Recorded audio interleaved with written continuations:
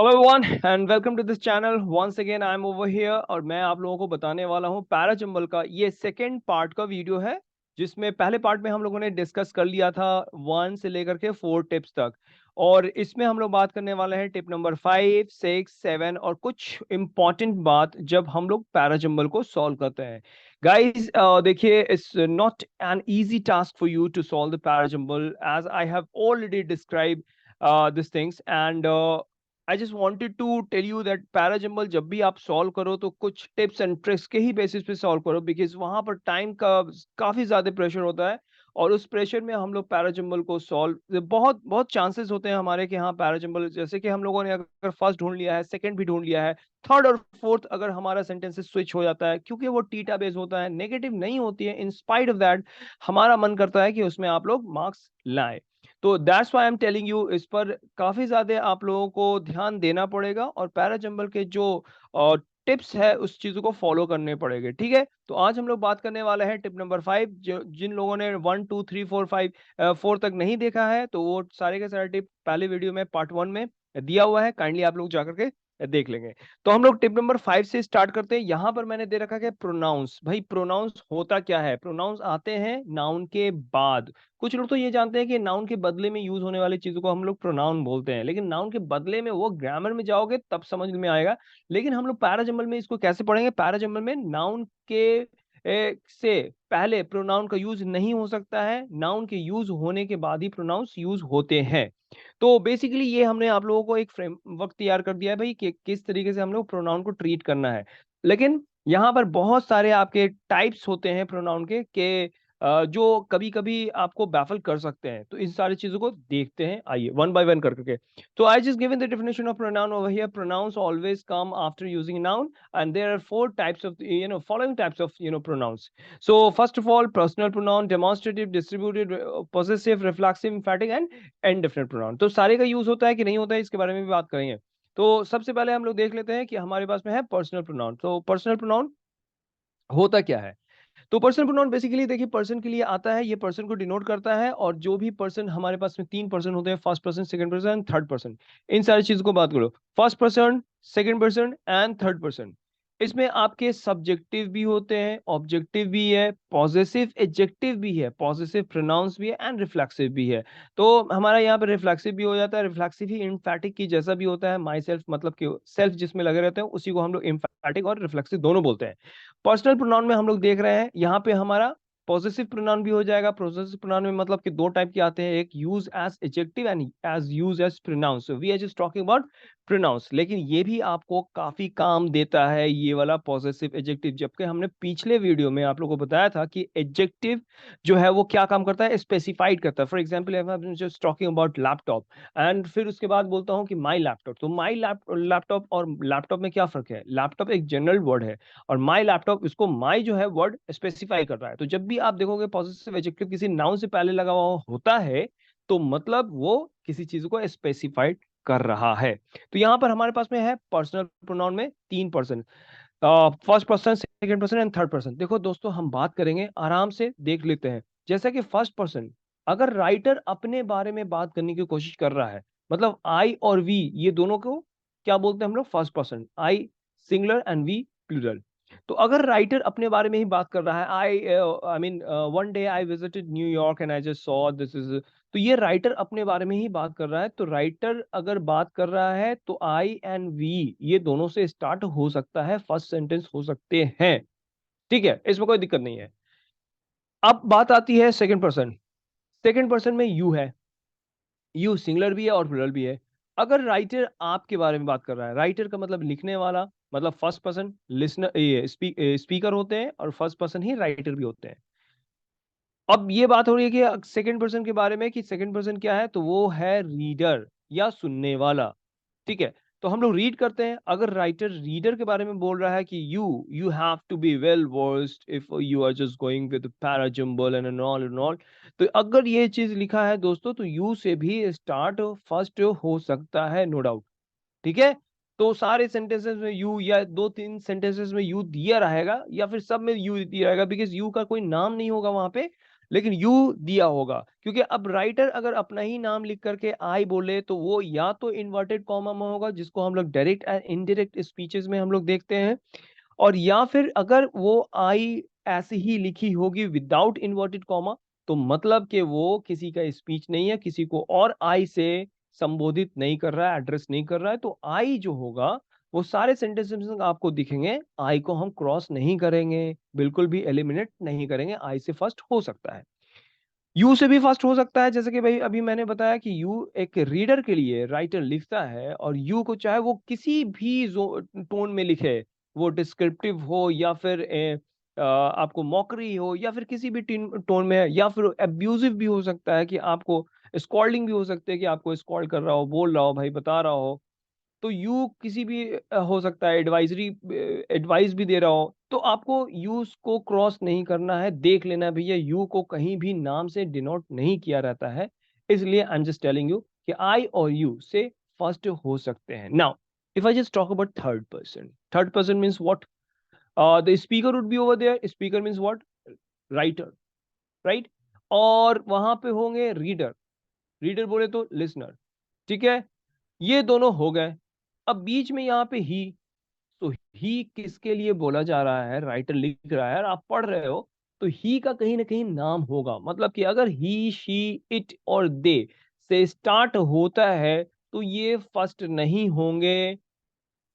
It का case थोड़ा सा एक अलग है कि इट अगर कोई इंट्रोडक्शन के लिए नहीं यूज हो रहा है, इट हर टाइम प्रोनाउन के ही रूप में नहीं आता है, कभी कभी ये इंट्रोडक्टरी के लिए भी आ सकता है, इंट्रोडक्टरी सब्जेक्ट इसको बोलते हैं। For example it is rain, मैंने बोला है कि यहाँ पे इट इज रेन एक इंट्रोडक्टरी सब्जेक्ट है।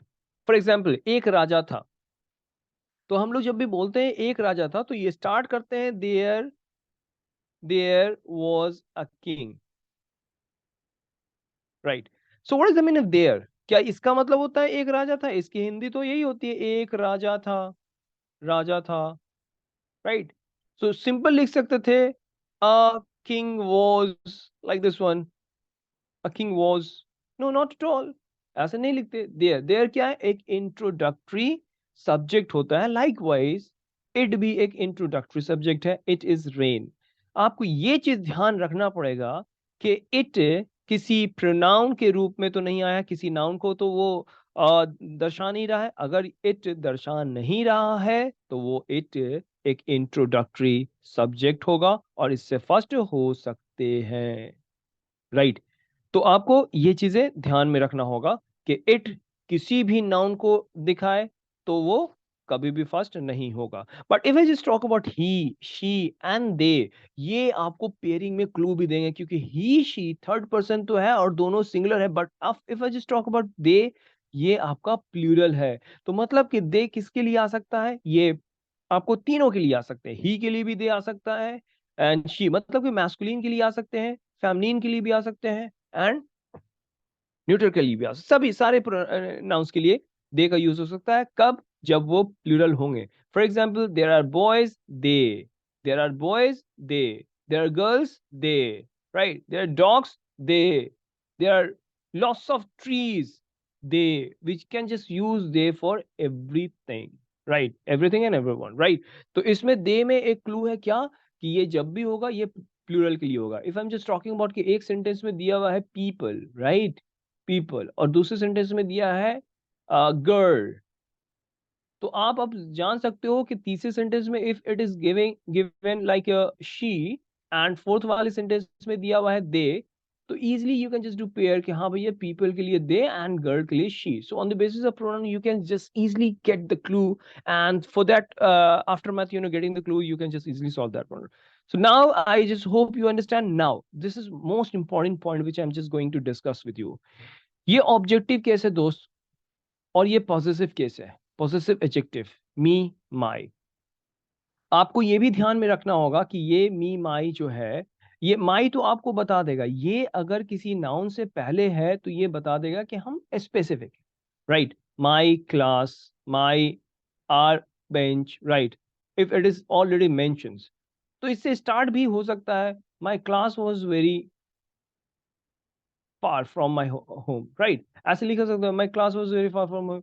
तो यहां से भी स्टार्ट हो सकता है, as I told you earlier, कि फर्स्ट हो सकते हैं, मतलब कि फर्स्ट के कौन कौन सी चीज, सब्जेक्टिव, ऑब्जेक्टिव, पॉजिटिव, सब के सब इससे फर्स्ट हो सकते हैं, सेकंड से भी हो सकते हैं। But if I just talk about third one, तो थर्ड वन के चाहे सब्जेक्टिव हो या ऑब्जेक्टिव हो या पॉजिटिव केसेस हो, इससे नहीं होगा। तो मतलब क्या है कि देखो, पॉजिटिव कभी भी सब्जेक्ट में तो दिखता नहीं है, पॉजिटिव नहीं दिखता, ना ही ऑब्जेक्टिव दिखता है। तो ऑब्जेक्टिव को भी, ऑब्जेक्टिव जब आएगा तो वो आपके ऑब्जेक्ट के प्लेस पे होगा, और हो सकता है कि ऑब्जेक्ट का प्लेस क्या हो, बहुत बड़ा सेंटेंस का लास्ट वर्ड हो वहां पे। अब उस लास्ट वर्ड से you can just get the clue कि ये फर्स्ट नहीं होगा। तो इस चीजों को हम लोग को सॉल्व, ध्यान से पढ़ना होगा, सेंटेंसेस ध्यान से एक बार देख लेंगे कि ये सेंटेंसेस फ्लो जा रहा है, और लास्ट में लिखा हुआ है हिम। तो ये हिम कौन है, ये भी क्वेश्चन मार्क है। तो यहां से भी इसको एलिमिनेट कर लेंगे कि this would not be the first. ठीक है, तो ये सारे आपको क्लूज दे रहा है, ये सारे के सारे, और आप इससे देख। नाउ अब हम लोग आगे बढ़ते हैं, डेमोन्स्ट्रेटिव प्रोनाउंस के बारे में देख लेते हैं। डेमोन्स्ट्रेटिव प्रोनाउंस होते क्या है और कैसे ये वर्क करेगा। अब डेमोन्स्ट्रेटिव प्रोनाउन, जैसा कि यहाँ पे दिया हुआ है, डेमोन्स्ट्रेटिव एडजेक्टिव एंड प्रोनाउन दोनों, इसलिए क्योंकि आपको समझना पड़ेगा दिस, दैट, दीज, दोस। ये डेमोन्स्ट्रेटिव एडजेक्टिव भी है और डेमोन्स्ट्रेटिव प्रोनाउन भी है। कैसे ये करेंगे, देख लो इसका स्ट्रक्चर। दिस चेयर, अगर ये नाउन के पहले है, means this, these would be adjective, noun को ही क्वालिफाई कर रहा है। तो on that basis you can just easily eliminate this one, कि ये फर्स्ट हमारा नहीं हो सकता है, राइट। क्यों नहीं हो सकता है, क्योंकि यहाँ पर हमारे पास में दिस दिया हुआ है, डेमोन्स्ट्रेट कर रहा है, मतलब कहीं ना कहीं चेयर की सिर्फ बारे में बात हो रही होगी। Chair, this chair is broken, why, that chair is expensive, वो चेयर एक्सपेंसिव है। So are you just comparing with other chairs, yes, हाँ, अदर चेयर के बारे में हम लोग बात कर रहे हैं। तो गाइस, ये आपके डेमोन्स्ट्रेटिव एडजेक्टिव है। If I just talk about demonstrative pronoun, so demonstrative pronoun is what, pronoun as a subject, ये सब्जेक्ट होगा, देन आफ्टर डायरेक्टली आपको वर्ब मिलेंगे, एज, इज, आर, ये सारे वर्ब्स हैं, और उससे पहले आपको ये this, that, these, those use है, जो कि एक सब्जेक्ट का रूप में है। सब्जेक्ट में दो ही चीज आ सकता है, या तो नाउन या फिर प्रोनाउन। तो ये प्रोनाउंस है। तो ये प्रोनाउंस किसके लिए आएंगे, this is my chair, you can just use that one, that is Peter's house, these are her clothes, and those are migrating birds. So migrating birds and her clothes and Peter's house and my chair, इससे भी आपको समझ में आ रहा है कि ये सारे के सारे क्या है, स्पेसिफाइड है, and these are demonstrating the things, right। इसके बिहाफ में भी अगर मैं बात करूं तो ऐसे भी हो सकता है, this was very very good, this was very good। So if I'm just saying this was very good, what, क्या भाई वेरी गुड, तो यहाँ भी क्वेश्चन मार्क हो सकता है। तो ये सारे के सारे आपके फर्स्ट नहीं हो सकते हैं माय डियर।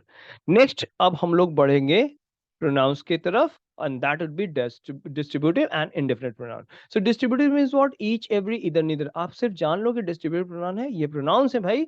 अगर आता है each is very very good, या either of them are very sorry, either of them is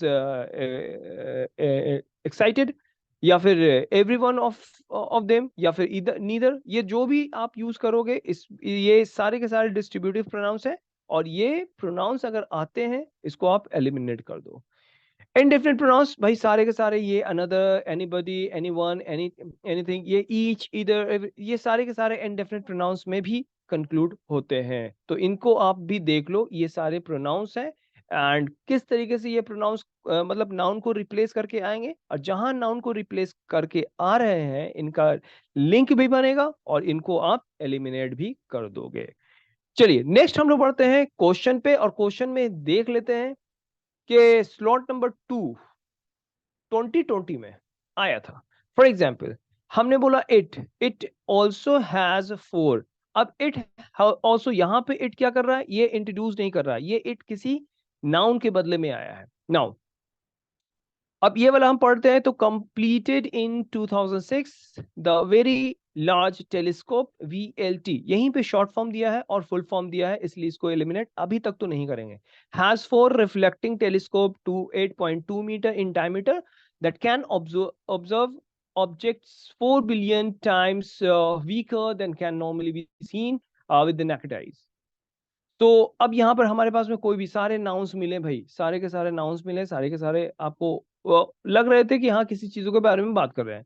now अगर मैं बात करता हूँ थर्ड के बारे में, दिस कॉन्फ़िगरेशन, अब ये कॉन्फ़िगरेशन ये नाउन है और दिस वाला जो है ये एडजेक्टिव है जो कि इसको मॉडिफाई कर रहा है, तो यहाँ पे ये क्रॉस हो जाएगा, ठीक है। When these are combined, when these are combined, ये दीज क्या है, दीज प्रोनाउन है क्योंकि यहाँ पे वर्ब है, ये भी प्रोनाउन के बेसिस पे क्रॉस हो जाएगा, तो ऑटोमेटिक आपको फर्स्ट मिल गया opening sentence, this would be the first one.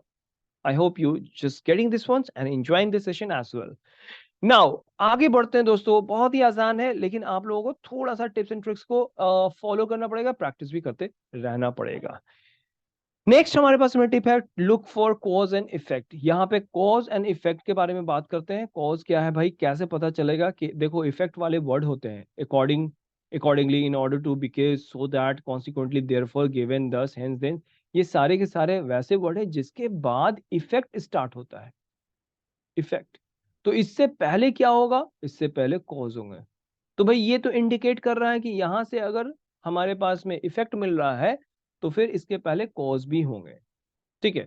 तो देखते हैं, this could result in the flooding of, okay, this could result मतलब कि दिस पहले ही हम लोग क्रॉस कर लेंगे। Many problems could result from global warming, one of the biggest problems is rising sea level. Some countries might even disappear completely.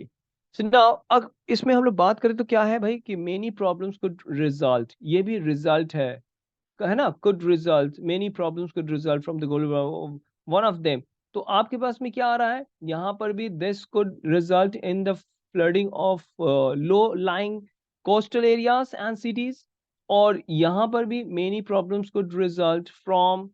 तो अब आप ये बताइए कि आपको कैसा लग रहा है, मतलब कि किस चीजों से आप पता लगाओगे, according, in order to, because, so that, consequently, therefore, given, thus, hence, ये सारे चीज ना भी रहने के बाद भी आप समझ सकते हो कि ये both can not be the first one. Many problems could result from global warming. One of the biggest problems is rising sea level. Some countries might even disappear completely.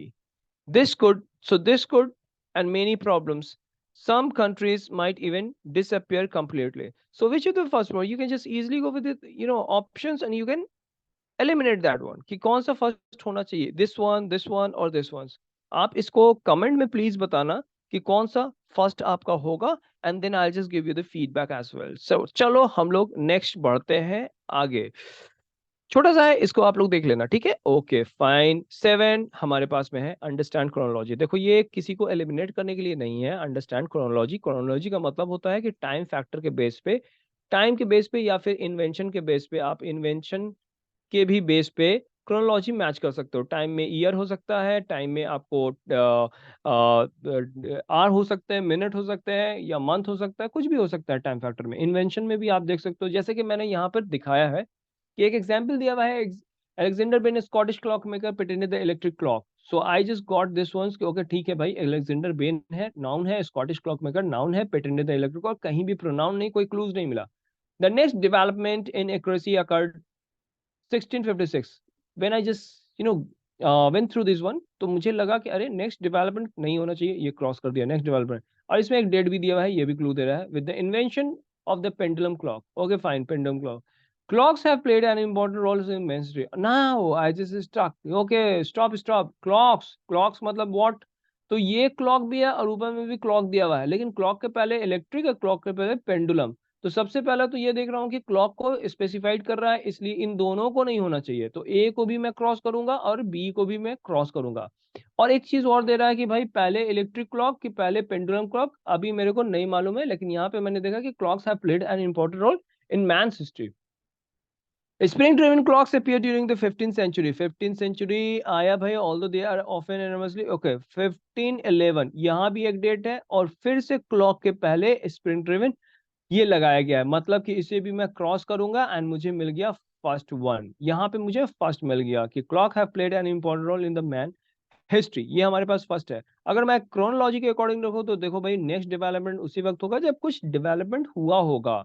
तो डी मुझे लग रहा है कि भैया इसमें डेवलपमेंट की बात है, अपियर इतना, और डी ही 1511 है, इससे पहले है। तो हमारे पास में C, that this will be the first one, then after हम डी को रखेंगे, एंड नेक्स्ट डेवलपमेंट हमारा बी होगा, and then after we will just put A as well. You know why? Because electric clock, pendulum clock and spring driven clock, अगर मैं चलूंगा भी तो हिस्ट्री को अगर देखता हूं तो स्प्रिंग ड्रिवन क्लॉक पहले, उसके बाद पेंडुलम, उसके बाद इलेक्ट्रिक क्लॉक्स गाइस।